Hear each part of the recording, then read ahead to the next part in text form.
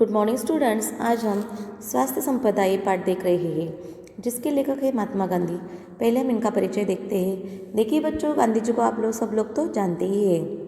इनका जन्म 2 अक्टूबर 1869 को गुजरात के पोरबंदर में हुआ था। इनकी मृत्यु 30 जनवरी 1948 को हुई थी। देखिए, महात्मा गांधी जी को राष्ट्रपिता की उपाधि से जाना जाता है। लोग उन्हें प्यार से बापू भी कहते हैं। प्रस्तुत पत्र में ये बताया गया है कि खुली हवा में नियमित रूप से व्यायाम तथा समय पर किया गया संतुलित भोजन ही स्वस्थ जीवन की पूंजी है। देखिए, प्रस्तुत ये पाठ जो है ये पत्र रूपी पाठ है। इसके माध्यम से राष्ट्रपिता महात्मा गांधी जी ने हमें स्वास्थ्य एवं संतुलित आहार का महत्व समझाया है। स्वास्थ्य का मनुष्य के जीवन में अत्यंत साधारण महत्व है। समय पर संतुलित आहार, फल और सब्जियों का सेवन और नियमित व्यायाम से मनुष्य निरोगी और सुदृढ़ बना रह सकता है। योग और प्राणायाम जैसी गतिविधियों को नियमित रूप से करने पर मनुष्य छोटी बड़ी बीमारियों से कोसों दूर रह सकता है। अतः हमें अपने आहार और स्वास्थ्य पर नियमित रूप से ध्यान देना चाहिए। हमारा स्वास्थ्य हमारी सबसे बड़ी संपत्ति है। स्वास्थ्य यदि ठीक है तो दुनिया के सारे सुख हमारी मुट्ठी में है। कहा भी गया है कि पहला सुख निरोगी काया। अच्छे स्वास्थ्य के लिए जितना आवश्यक है और सीमित और संतुलित भोजन उतना ही जरूरी है उचित व्यायाम, प्राणायाम आदि। देखिए, पहले हम इस पाठ के जो चित्र दिए हैं वो देखते हैं। चित्र देखकर क्रियायुक्त शब्दों से वाक्य बनाओ। कार्य हमारा, यहाँ पर हमें जो चित्र दिए गए हैं उन्हें देखकर क्रियायुक्त शब्दों से वाक्य बनाने हैं। देखिए, पहली लड़की सेब खा रही है तो हम वाक्य बनाते हैं, राधा सेब खा रही है। अब यहाँ पर लड़का और लड़की हंस रहे हैं तो बच्चे हंस रहे हैं, यानी यहाँ पर हंसना एक क्रिया हो रही है। यहाँ पर एक लड़का खाना खा रहा है, राम खाना खा रहा है, यहाँ पर खाना एक क्रिया हो रही है। पिताजी बच्ची को खिला रहे हैं, यहाँ पर खिलाना एक क्रिया हो रही है। माँ बच्ची को खिला रही है, यहाँ पर भी खिलाना एक क्रिया हो रही है। अलमारी खिलौनों से भरी है, यहाँ पर भरना एक क्रिया है। और माँ बच्चे को सुला रही है, यहाँ पर सुलाना एक क्रिया है।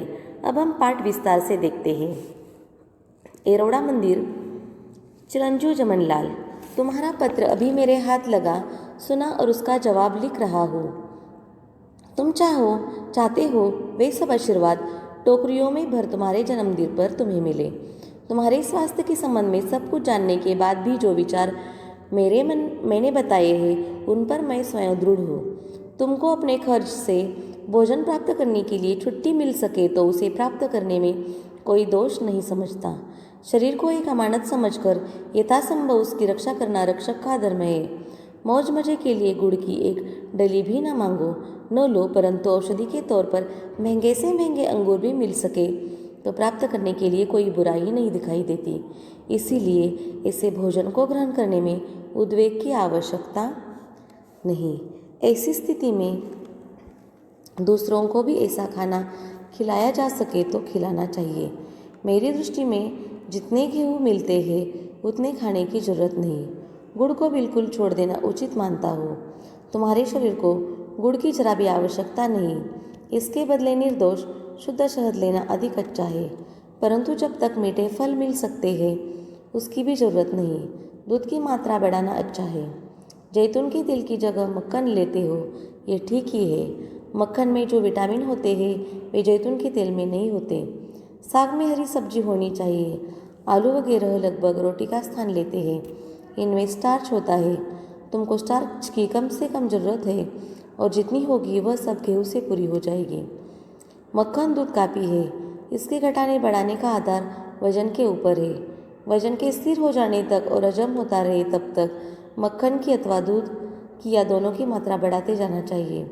तरकारियों में लौकी तथा भिन्न भिन्न प्रकार की सब्जियां, फूलगोभी, पत्ता गोभी, बिना बीज के सेम, बैंगन, इन सब की गिनती अच्छी हरी सब्जियों में होती है। गेहूँ का आटा चोकर मिला हुआ होना चाहिए। यदि गेहूँ बिल्कुल साफ करके पीसा गया हो तो उसका कोई भी अंश नहीं फेंकना चाहिए। फल में ताजे अंगूर, मौसम्बी, संतरा, अनार, सेब, अनानास लेने योग्य है। आजकल जो प्रयोग अमेरिका में हो रहे हैं उससे मालूम होता है कि एक ही साथ बहुत सी चीज़ें नहीं मिला देनी चाहिए। फल अकेला ही खाने से उसके गुण बढ़ते हैं। भूखे पेट खाना तो सर्वोत्तम है। अंग्रेजी में कहावत भी है कि सुबह का फल सोना है और दोपहर का फल चांदी है। इसलिए पहला खाना अकेले फल का होना चाहिए। क्या तुम सुबह गर्म पानी पीते हो? सुबह गर्म पानी पिया तो हर्ज नहीं, तुमको 24 घंटे खुली हवा में रहने की इजाज़त नहीं मिल सकती है तो लेनी चाहिए। खुली हवा में रोज़ धीरे धीरे प्राणायाम कर सकते हो तो अच्छा है। रात की सर्दी से डरने की बिल्कुल ज़रूरत नहीं। कंबल गले तक अच्छी तरह ओढ़ लिया हो और सिर तथा कान पर कपड़ा लपेट लो तो फिर कोई हानि नहीं। 24 घंटे शुद्ध से शुद्ध हवा श्वास के लिए फेफड़ों में जाए, यही अति आवश्यक है। सुबह की धूप सहन हो सके तो इस तरह शरीर को खुली हवा में जितना खुला रहना सको उतना रखना चाहिए। माधव जी की गाड़ी तो ठीक चल ही रही है। वहाँ जो भी साथी हो रहते हो और जो आवे सो हम तीनों का हितायोग आशीर्वाद पावे। बापू के आशीर्वाद। देखिए, जमनलाल जी ने बापूजी को एक पत्र लिखा था और उसके जवाब में बापूजी ने उन्हें खत लिखा है कि मेरे तुम्हें ढेर सारे आशीर्वाद है और तुम्हारे जन्मदिन पर मेरे आशीर्वाद और तुम जो चाहते हो वो टोकरियों भरकर तुम्हें मिले। लेकिन गांधी जी कहते हैं कि जो तुम्हारे स्वास्थ्य के संबंध में यानी जमनलाल जी के स्वास्थ्य संबंध में जानकारी है उस पर ध्यान देते हुए वो बताना चाहते हैं कि जो स्वास्थ्य संबंधी उन्होंने जो जानकारी खत में लिखी है उस पर वे स्वयं दृढ़ है। यानी गांधी जी ने स्वास्थ्य के बारे में बताया है कि स्वास्थ्य और संतुलित आहार का महत्व उन्होंने इसके बारे में इसके माध्यम से बताया है। और वो गांधी जी कहते हैं कि शरीर एक अमानत है, ये एक अमानत है, इसे हमें अमानत के तौर पर समझना है और इसकी रक्षा करना है। और हम रक्षक है और रक्षक का धर्म है कि अमानत की रक्षा करें। इसलिए गांधी जी कहते हैं कि तुम्हें गुड़ नहीं खाना चाहिए। अगर औषधि के तौर पर तुम्हें महंगे से महंगे अंगूर भी चाहिए तो उसे खरीदने में कोई बुराई नहीं है। इसलिए ऐसा भोजन लेने में उद्वेग की आवश्यकता नहीं है और ऐसी स्थिति में दूसरों को भी ऐसा खाना खिलाया जा सके जो खिलाना चाहिए। मेरी दृष्टि में जितने गेहूँ मिलते हैं उतने खाने की ज़रूरत नहीं। गांधी जी कहते हैं कि जितने गेहूँ मिलते हैं उतने खाने की ज़रूरत नहीं। गुड़ को तो बिल्कुल छोड़ देना ही मैं उचित समझता हूँ। यानी गुड़ शरीर के लिए आवश्यक नहीं है और तुम्हारे शरीर के लिए गुड़ की जरा भी आवश्यकता नहीं है। इसके बदले में तुम्हें शहद लेना चाहिए और मीठे से मीठे भी फल लेना चाहिए। ऐसे गांधी जी उनके जमनलाल जी को बताते हैं और कहते हैं कि तुम्हें दूध की मात्रा अच्छी तरह से बढ़ानी चाहिए, दूध लेना चाहिए। और जैतून की तेल की जगह मक्खन लेते हो तो ये ठीक है। देखिए, जैतून के तेल लेने की कोई ज़रूरत नहीं है, उसके जगह मक्खन लेगा। मक्खन बहुत ही अच्छा होता है और मक्खन में जो विटामिन होते हैं वे विटामिन जैतून के तेल में नहीं होती। साग की हरी सब्जी होनी चाहिए। आलू वगैरह लगभग रोटी का स्थान लेते हैं। देखिए, तुम्हें साग की हरी सब्जी भी लेनी चाहिए, आलू वगैरह भी लेना चाहिए। इनमें स्टार्च होता है और तुम्हारे शरीर और तुमको स्टार्च की कम से कम ज़रूरत है, जितनी होगी वह सब गेहूँ से पूरी हो जाएगी। और तुम गेहूँ ले लो और गेहूँ से तुम्हारे शरीर की जो ज़रूरत है वो पूरी जाएगी। मक्खन, दूध काफ़ी है, इसके घटाने बढ़ाने का आधार वजन के ऊपर है। और वो कहते हैं कि मक्खन और दूध जो काफ़ी है और इसको घटाना और बढ़ाना वो तुम्हारे ऊपर है, तुम्हारे शरीर के वजन के ऊपर है। और तरकारियों में उन्होंने कहा है कि लौकी और सब्जियों में फल गोभी, पत्ता गोभी, बिना बीज के सेम, बैंगन, इन सब की सब्जियां अच्छी होती है। हरी सब्जियां भी अच्छी होती है।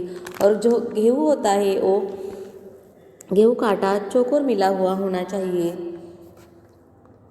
यानी गेहूँ का आटा छानने के बाद बचा भाग होना चाहिए। चौकोर मिलाना हुआ यानी छानने के बाद बचा हुआ भाग होना चाहिए। यदि गेहूँ बिल्कुल साफ करने से पिसा है तो उसका कोई भी अंश नहीं फेंकना चाहिए। यानी गेहूँ का आटा चौकोर मिलना ही होना चाहिए। और फल में भी तुम्हें ताज़े ही फल लेने चाहिए, जैसे अंगूर, मौसम्बी, संतरा, अनार, सेब, अनानास वगैरह। आजकल ऐसे प्रयोग अमेरिका में भी हो रहे हैं। वहाँ पर बताया गया है कि एक ही साथ बहुत सारी चीज़ें नहीं मिला देनी चाहिए। फल अकेले ही खाने से उसके गुण बढ़ते हैं। देखिए, फल हमें अकेले ही खाना चाहिए, भूखे पेट खाना तो सर्वोत्तम है। अंग्रेजी में कहावत है कि सुबह का फल सोना और दोपहर का फल चांदी। यानी जब हम सुबह फल खाते हैं तो सोने की तरह होता है, और जब हम दोपहर खाते हैं वो चांदी की तरह होता है। इसीलिए पहला खाना अकेले फल का होना चाहिए। क्या तुम सुबह गर्म पानी पीते हो?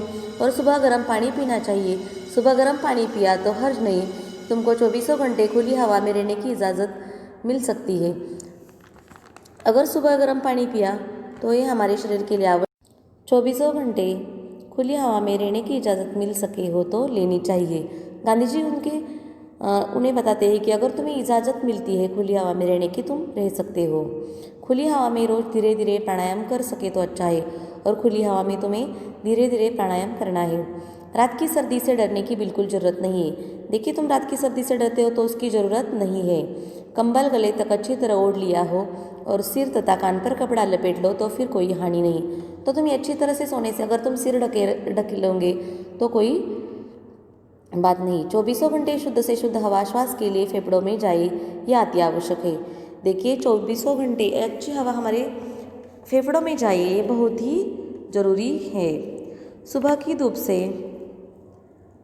सहन हो सके तो इसका भी शरीर को खुली हवा में जितना खुला रखा सके उतना रखना चाहिए। अगर तुम्हें सुबह की धूप सहन होती है तो तुम उस धूप में खुली हवा में जितना तुम्हारा शरीर खुला रख सकते हो उतना रख सकते हो। माधव जी की गाड़ी तो ठीक चल रही है, वहाँ जो साथी रहते हैं उनको भी हमारे आशीर्वाद बताना। और गांधी जी कहते हैं कि वहाँ तुम्हारे जो साथी हैं उनको भी हमारे आशीर्वाद। तो इस पाठ के माध्यम से मैंने क्या समझा? प्रस्तुत पाठ से हमें ये सीख मिलती है कि सुदृढ़ एवं निरोगी बने रहने के लिए हमें नियमित व्यायाम और साग सब्जियों फलों के अलावा शरीर का योग्य रूप से पोषण करने वाले आहार का सेवन करना चाहिए। यानी हमें स्वास्थ्य एवं संतुलित आहार लेना ही चाहिए। और स्वास्थ्य ही मनुष्य के जीवन में अत्यंत आवश्यक है, उसका अनन्य साधारण महत्व है।